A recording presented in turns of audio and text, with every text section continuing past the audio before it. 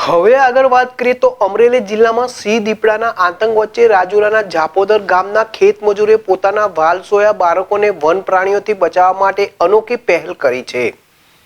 અમરેલીના જાપોદર ગામના ખેત મજૂર ભારત બારૈયા ખેતી કામ કરીને પરિવારનું ગુજરાન ચલાવે છે અને જોગાનું જોગ થોડા સમય પહેલા ભારત બારૈયાની પત્નીનું નિધન થતા 6 બાળકો નોંધારા બન્યા હતા।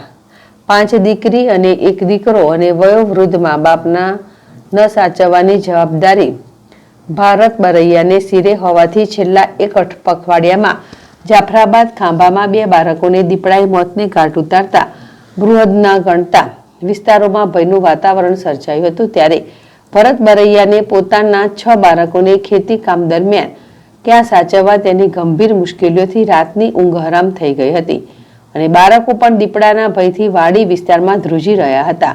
ત્યારે સાવ કાચું બારી બારણા વિનાનું મકાન હોય ત્યારે બાળકોને દીપડાથી બચાવવા માટે 2 ખાટલા ભેગા કરીને તેના પર ફરતી લોખંડની જારીવાળું પાંજરું બનાવ્યું અને રાત્રે આ પાંજરામાં 6 બાળકો અને પિતા ભરત બારૈયા સૂઈ જાય છે અને હિંસક દીપડાના ખોફ સામે રહેણાંકી પાંજરું આશીર્વાદ સમાન સાબિત થયું છે।